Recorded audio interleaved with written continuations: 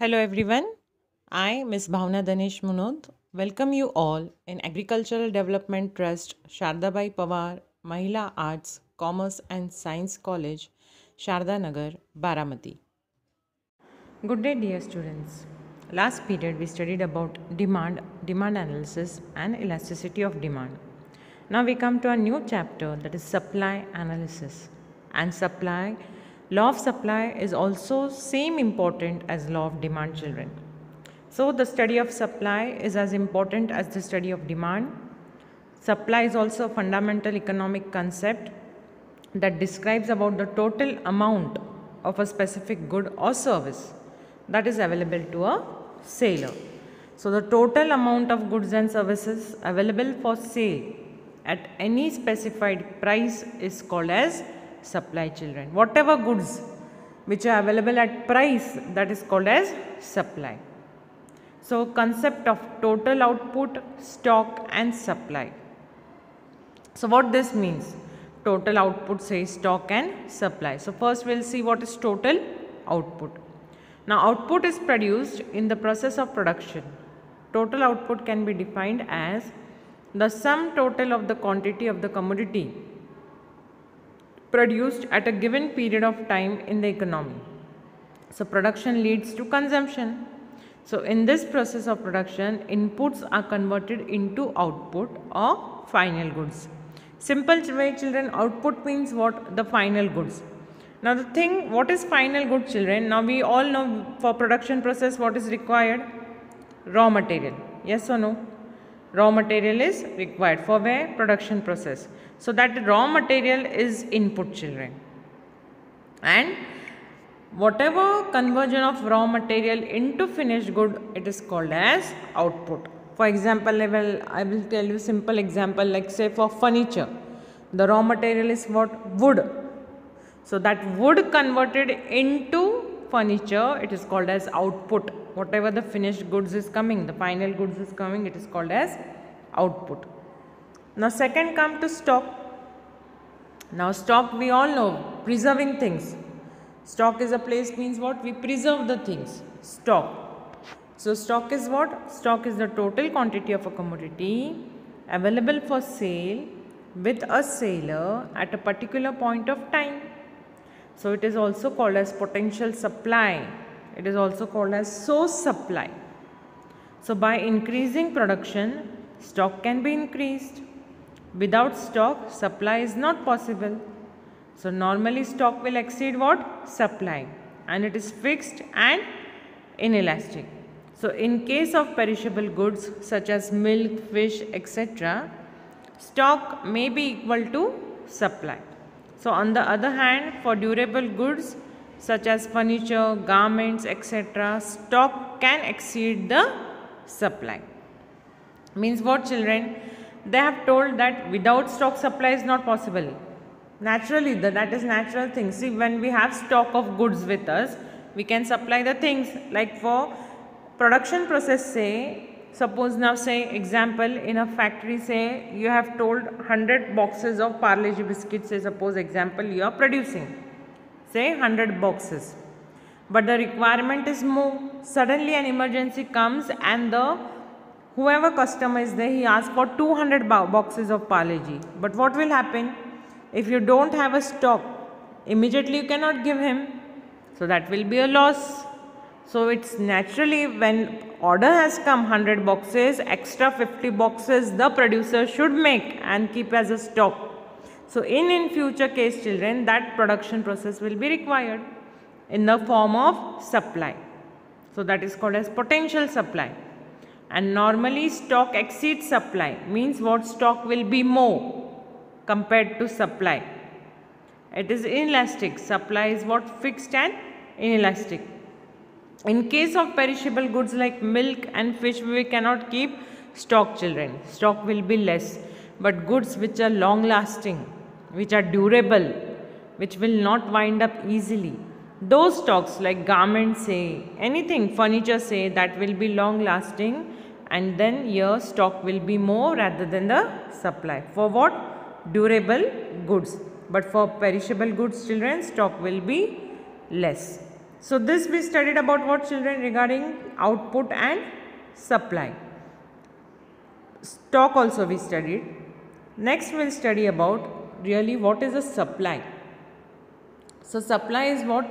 It is a relative term, children. It is always expressed in relation to price, time and quantity. See, supply is always expressed in relation with price, time and quantity. So what is the meaning of supply? The word supply implies various quantities of a commodity offered for sale by producers during a given period of time and at a given price. So this supply is related to time and price. So supply is always a flow concept, children. It refers to the amount of a commodity that the firms produce and offer for sale in the market over a period of time. Say a day, a week, a month or a year. So meaning of supply means what?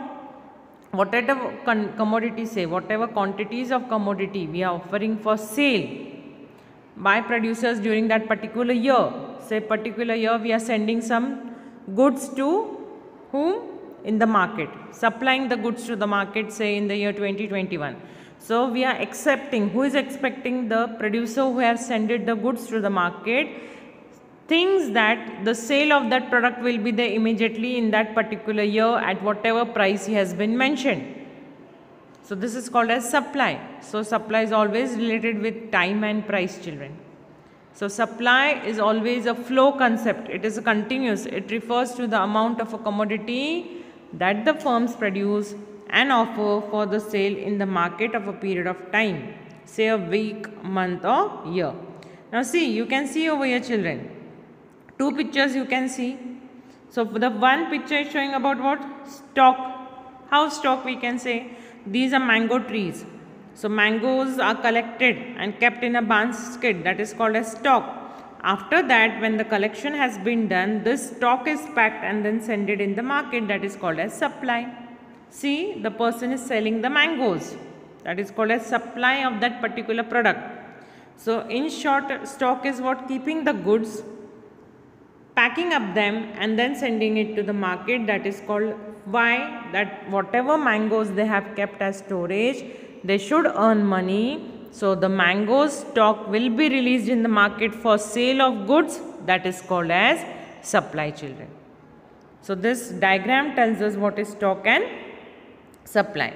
So in short, if it is asked, distinguish between stock and supply. So stock will be what? Storage of things, where things are preserved. Supply means the producer is giving the quantity of a commodity in market with whatever price it has been decided. Then stock will be for perishable goods, it will be different. For durable goods, it will be different. Even supply will be different for perishable and durable goods. So distinguish between stock and supply can be asked. Now we will see the next point in this chapter, that is definition of supply, children. Now definition of supply we are going to see that what is according to Paul Samuelson. Paul Samuelson defines supply refers to the relationship between market prices and the amount of goods that the producers are willing to supply. So supply refers to the quantity of a commodity that a seller is willing and able to offer for sale at a given price during a certain period of time. So for example, what they have told, a farmer's total output of rice is 4,000 kgs. This is total stock, and if the price is 40 per kg, he offers 1000 kgs for sale, and this is the actual supply. Again I will repeat this point, listen properly, children, what they have told, that according to Paul Samuelson, supply refers to the relation between market prices and the amount of goods that producers are willing to supply. Now supply refers what? That a seller is willing and able to offer for sale at a given price during a certain period of time. So for example, a farmer's total output of rice is how much they have told?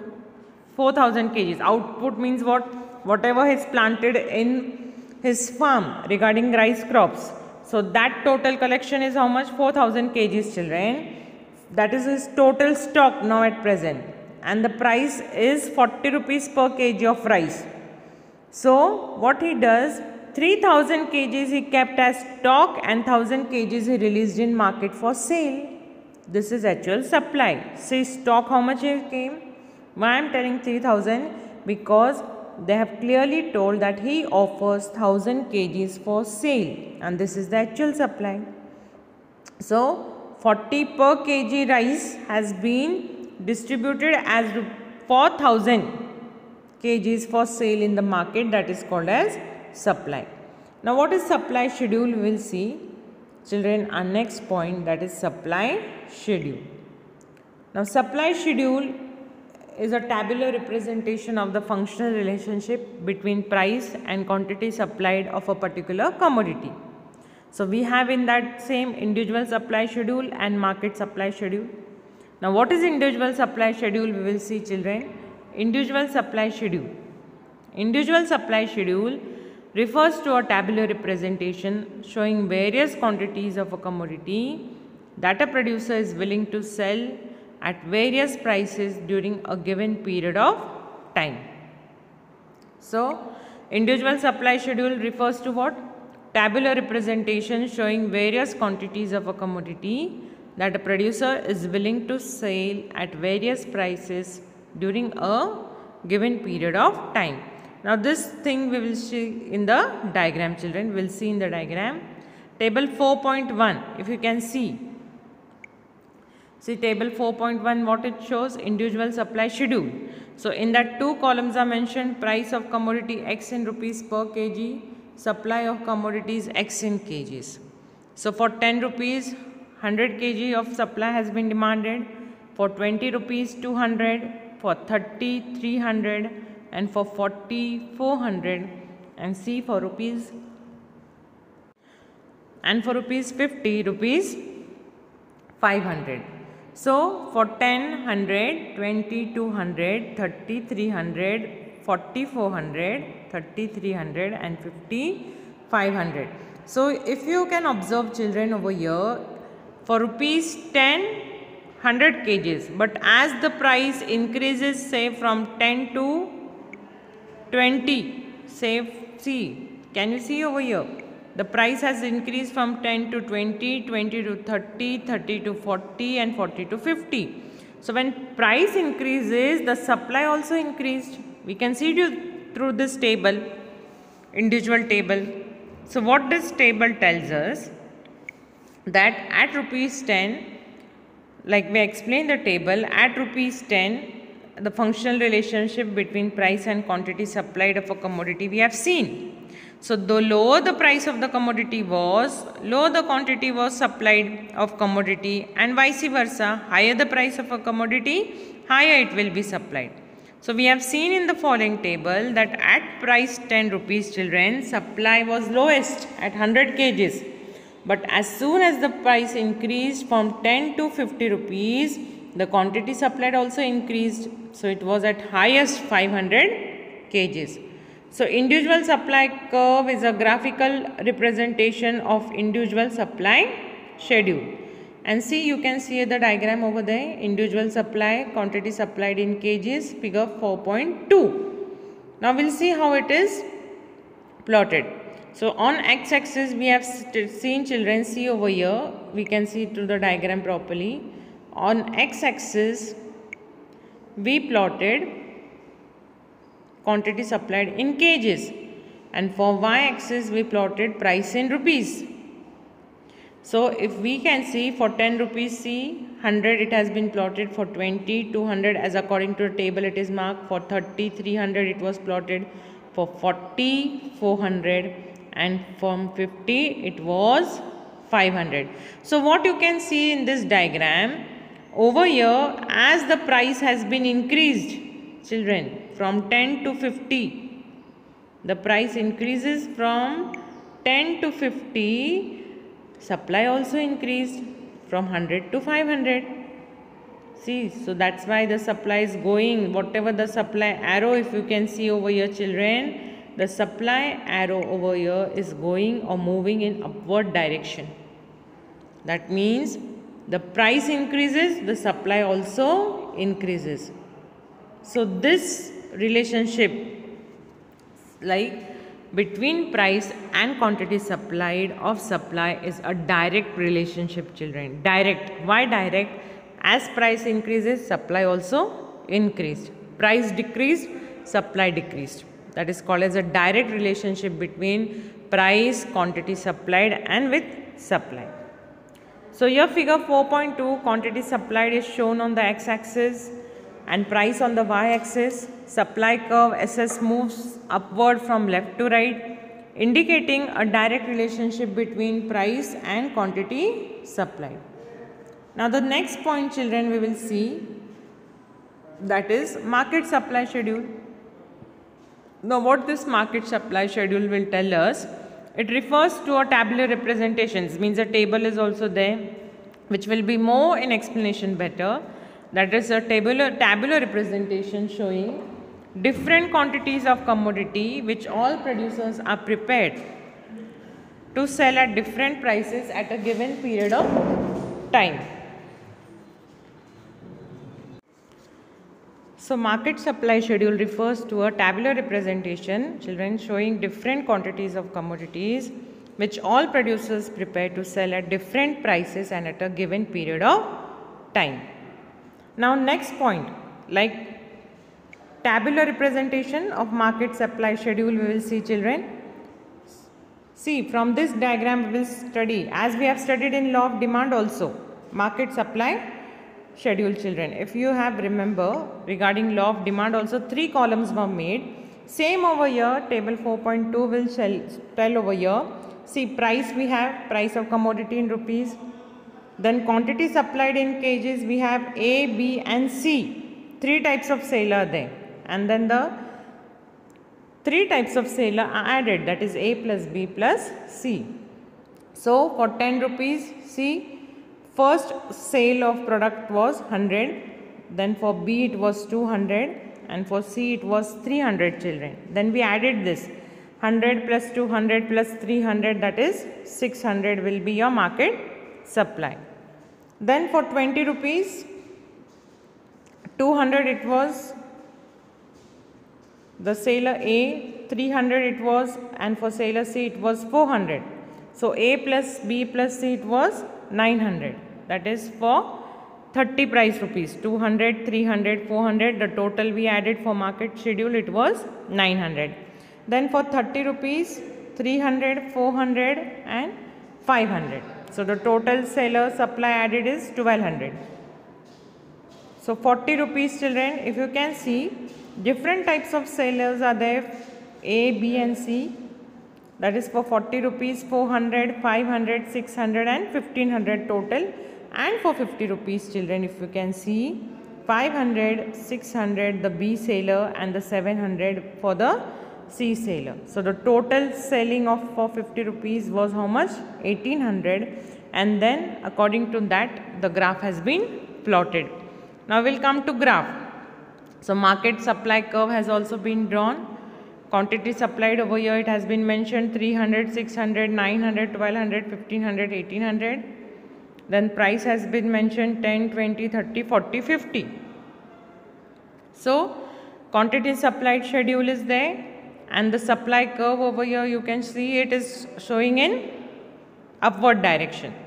So market supply, x-axis we have plotted quantity supplied and y-axis we have plotted price. Now we can also see that the supply curve is moving in upward direction. So the table 4.2 explains us that market supply is obtained by adding the supply of sellers A, B and C at different prices. At a highest price of 50, market supply is highest at 1800 kgs. At a lowest price of 10, market supply is lowest at 600 kgs. See, different sellers are there, A, B and C. At different prices they have mentioned. So highest price of selling is at rupees 50, children. If we combine the 3 seller prices A, B and C, total 1800 is there. So for 50 rupees, how much sale of production was there? 1800.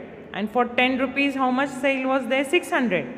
it clearly showed that even in the market supply schedule, it has been noted that at less price, less quantity of production was supplied, children, and at high price, that is at for 50 rupees, 1800 was supplied. So high price, more quantity was supplied. So market supply curve is a graphical presentation of market supply schedule. In figure 4.3, we studied also, children, in graph that x-axis price and y-axis x-axis quantity supplied, y-axis price we have marked. Supply curve is an SS curve which is moving from left to right. See, again I will show you in this diagram, children. See if you can see proper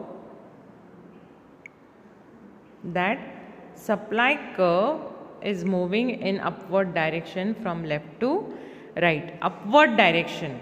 Demand curve is moving downward direction, children, keep in mind, but supply is moving in upward direction, that is SS curve. So supply curve is SS sloping upward from left to right, and it shows that there is a direct relationship between supply curve.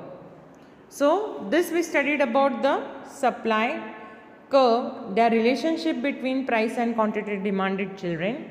Regarding that, supply is directly related with price and quantity demanded, and we seen in both the schedules, that is individual schedule and market supply schedule, individual supply schedule and market supply schedule, children, that both are telling that supply is directly related with price and quantity. So this is supply. Next point, that is determinants of supply, will study in the next period, children. Till then, thank you. We'll meet in next period.